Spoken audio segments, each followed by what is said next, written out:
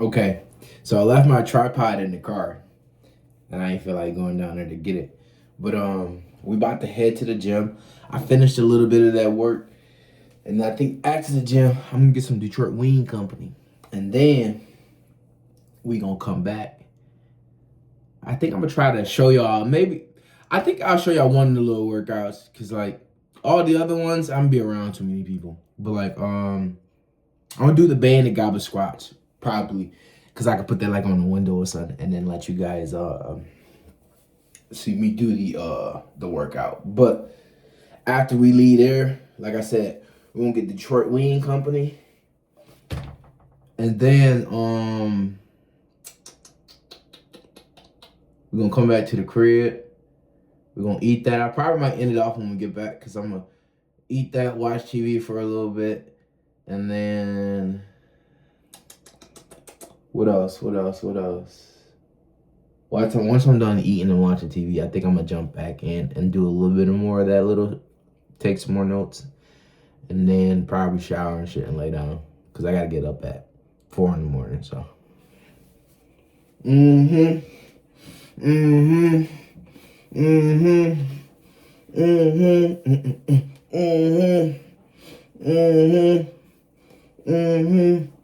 But yeah, I would go to the gym in Lapeer, but I don't want to use that much gas. I like that gym so much more because the gym that I go to that's by me, bro, you got all the little meatheads, bro. They want to sit at the same machines and hog the machines that you need. Let me see, what ones do I need today? Today I'm focusing on like 2 little muscle groups, which I do believe it's core. I think hamstrings and a little bit of quad.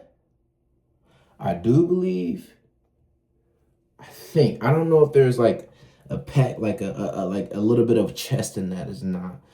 But like most of the times it's focusing mainly on one core group and then a little bit of something else to give that little muscle a shock before, the next day working on that muscle. But like, cause I had bought this plan from one of my friends at work. He went to school to be a trainer, and dude's ripped, and he give out some good plans. I ain't gonna lie. He gave me a plan that I'm starting to see progress in my forearms and shit like that. So I'm very excited and happy about the little journey. Like I said, not too long ago, getting a little personal, but your boy was that's why I wasn't on social media like that really. Your boy was so depressed to the point where like I could not be on social media. I wouldn't have been a service to anyone, especially the energy that I had would not have been energy that like just wouldn't been so suitable for the camera. But I had to do some searching and some soul searching and a little bit of talking to someone and just trying to figure out what I could do that would help me. And a lot of the shit I had to just do myself. A lot of the soul searching and sitting by myself, and just like I had to just get off social media for a while and just battle those demons and everything that I was going through by myself, because nobody's gonna come and save you, my nigga. And that was the one thing that I had to sit down and just listen to my thoughts, pray, getting hints from the Lord, going to church. I started like a Bible, not I want to say like Bible study, but I started a class at church. It was called New Beginnings. I made it to like three classes or something like that. The Amazon was like, here's overtime. Even though I was already doing overtime before they started their overtime, but it was like on my time. So I was going to night shifts, like going to church in the morning and then going to night shift. And I'm doing a night shift. But then there was like, we're gonna start a month and a half early. So yeah, that's where he's at with that. But I did get to go into a couple classes and do this and do that, and just being around family. Family is one of the most important things to me. That's one thing I want to get out there. Family is so important to me, and just having my family around and having that supportive background, it helped a lot. But then again, I was distancing myself from everybody because I've never went through anything like that. So I really didn't know. I was so angry at the world. I was so angry at the Lord. And I'm like, why would he let me go through all this? But now I see everything happens for a reason. Because if I didn't have to go through those times, I wouldn't be in the predicament that I am now. Because at that time, I was going through chronic pain, physical pain, mental pain, whatever else you want to think in the book. But it's like, I got into the gym, and then I got into like, this physical therapy place. God bless their souls. I do believe, what are they called? I forget what they're called, but a very good place in Lapeer downtown. I will give them a shout out, but I don't remember what their name is. But they were like more of like a athletic therapy place, but they got me got me going. Because at one point, man, your boy had reached like 300. I mean, you see those shoulders. You see those shoulders. Let me start. Your boy was at like almost 300. I did hit 300 at one point. I was coming off a knee surgery, and just stress eating like a mug, because like I didn't lose my job. Let's get that straight. The boy never lost his job. The boy always had a job.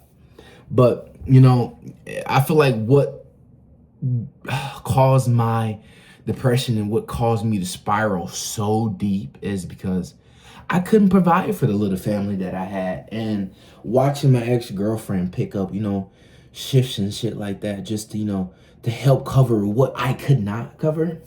Even though she wanted me to take the leave, because she said, like, you did this for me before, I want to be there for you.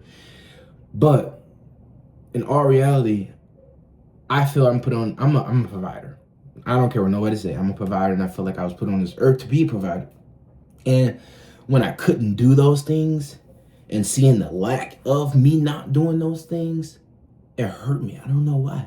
It's probably a childhood. It's a childhood thing. It got to be a childhood thing. But not being able to provide like I wanted to, and just be there mentally and physically for her, it fucked me up really fucking bad. And I just lost myself. I lost myself. And I really didn't have love for myself. But that's one thing that people out here really do need to be aware of. Man's mental health. That's the one thing that I feel like people, that takes the backseat a lot. Men's mental health. People don't really, it's like, I'm not saying that people don't value men, but it's like, I feel like when it comes to a man, his mental health has to take a backseat. I don't know why society is like that, but men's mental health has to take a backseat. But me not being able to provide really made me spiral, because I always wanted to give that girl the world, and just not being able to do those things really fucked me up. And it was like, I had some big plans. Like, I was about to propose, I was about to do this, do that, and then life said, and then the Lord really set me down. The Lord really set me down. And I feel like the message and the lesson that I'm taking out of it all is, you have to sit back and sit with those thoughts and stop trying to make everything happen. Like, you have to let the Lord do his part. Not saying that you're not supposed to do your part. You're supposed to do your part. But all the stress and all the worrying and all the doubt, you're supposed to have trust in the Lord. You're supposed to trust that he's going to make everything work in your favor. And I lost sight of that. And I feel like that's what was really eating me the most, because I'm like, why? God, why? Why would you let me go through this? Why would you let me sit back and be so messed up? And it's like, I couldn't work normal jobs because I had a bulging disc in my L5 and L4. So it was like, at that point, then my shoulders started to get bad, and then it just spiraled and spiraled and spiraled and spiraled. And then I felt like I just lost everything. And then it was like, what really helped me was everybody leaving me and everybody not checking up on me. Like, my mom would call to check up on me and shit like that. My siblings, they played a big role in helping me. But I would say, for the most part, me and the Lord, we did a lot. So Me sitting on my couch every freaking day after the little job that I had, just sitting there crying, just mad at the world, and just trying to figure out how I can get closer to the Lord, how I can make things turn around. And then it hit me. He said, son, just be still. Just be still. Let me do my work. Trust me. Trust that I will make everything happen for you. That anything and any worry that you have is not as big as my word. And I just let go. And I'm like, I'm giving it to God. And it's been great. Like, it's been great. Like, I got out of the place that I was in. It wasn't a good place. Management wasn't that good. And then I was like struggling just to pay the bills and for a place that wasn't even that suitable for me to begin with. And it's like, you know, rent on a place that they didn't even get things done that should have been done in there in the first place. So it's like, now you're battling against stuff that repairs and all this other stuff that was like left for the last tenant. And now you got to take care of those things. And it's like, it wasn't it. But, you know, I started getting my shit back together. I was going to church every Sunday. I was not trying to miss a beat. Every day, every Sunday, I was hitting. But then I realized to get closer to the Lord and to be a child of the Lord, because I feel like a lot of people are under the shackles of, I gotta be at church every day. I gotta live this way. I gotta live that way. No, you do not. Just have an honest bond, an honest conversation, an honest relationship with the Lord. That's all you need. That's all you really need. I haven't been to church in a minute. And it's been like a month and a half or something like that, because I've been on this overtime. But I pray every day. Everything in my life that goes right, I'm thanking the Lord for everything, because I know without him, none of this is possible. So it's like, why would I not give him thanks?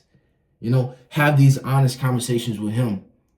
Like, even if you say you don't have friends, you don't have family, bro, the Lord is all you need. I just want you guys to know the Lord is all you need. And he's been making things shift in my life. Things that's just like I never thought was possible. And I just give him thanks. But let me stop rambling on, because when it gets to be about the Lord, I can talk all day long. But let's get ready to go to the gym, get this little workout done, because I do got to be up at 4 in the morning, because I do want to come back and eat, watch TV, and do a little bit more studying, and, you know, take a shower, shit. So peace.